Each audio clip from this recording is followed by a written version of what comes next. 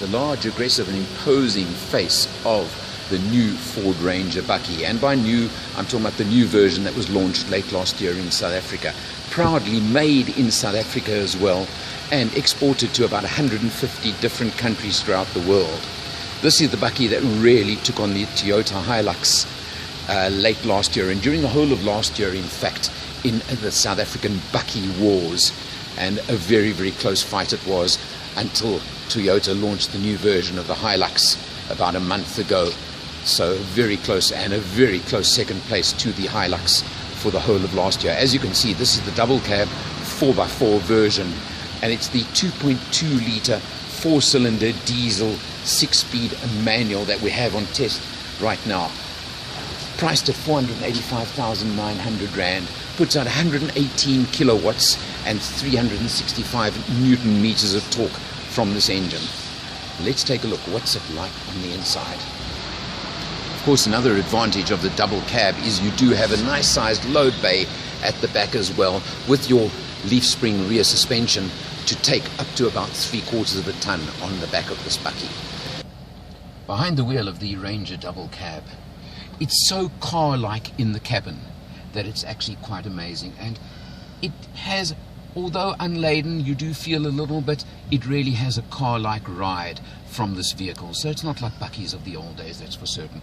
You've got your standard today multi-function steering wheel over here, which has all your controls, including, of course, your cruise control settings as well. So you do have that through to your dashboard over here, which is very clear, very legible. And of course you do have your computer in the center, showing that I've averaged 9.3 liters per 100 kilometers during my test period with this vehicle, about 500 kilometers done. So it shows the consumption that I've achieved in real life usage on this vehicle, both open road and town driving. Through to the center over here, you have a fairly small infotainment screen over here, which does have media, radio, and of course phone setting as well. I haven't paired it with my phone over here, but you do have a menu button over there, nice and easy to just press and use over there.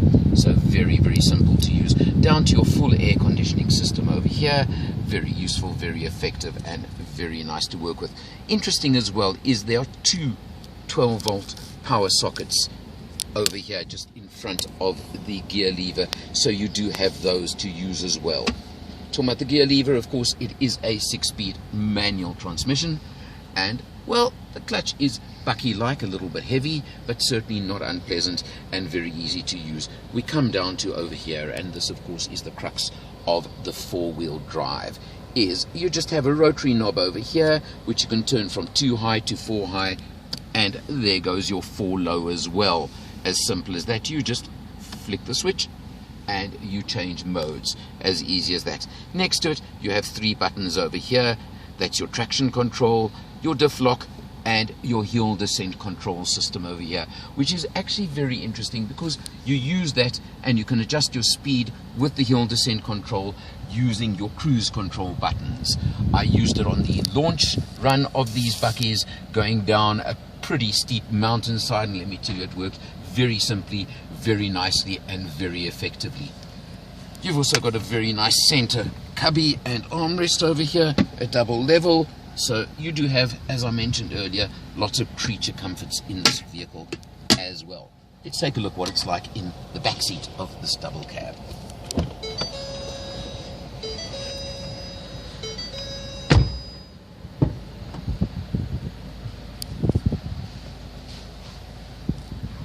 Stepping up into the back of the Ranger double cab, one thing that you would have seen earlier on is the running boards on the side of this vehicle, and let me tell you, they are crucial in helping you get up into this big and high vehicle. Legroom is really more than abundant in the back.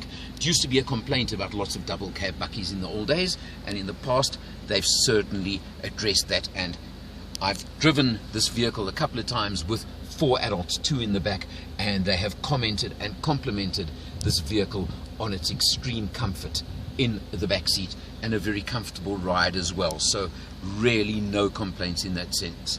That I would say really the big thing about this vehicle is you could call it a family car with the buck on the back. So you have pretty much the best of both worlds. It is very capable off-road in 4x4 circumstances, as I proved on the launch a couple of months ago, and that is another aspect that of course you can. There are so many, the range is vast on the Ranger. You don't have to get the 4x4. There are two-wheel drive versions as well. There is also the 3.2 litre diesel engine if you want to go up to a even more powerful, meaner engine than the one available here, and that is available with automatic gearboxes as well if you really wish. In summary, well, the Bucky Wars have recommenced with the launch of the new Hilux, but I have to say I am very, very impressed with this Ford Ranger, and that war will not be resolved and will not end for a while to come. I think they are very competitive. I really like this Ranger double cab. I think it does the job tremendously in far more comfort than I would expect, and it's a major contender. Also proudly South African built and exported throughout the world, and definitely throughout Africa.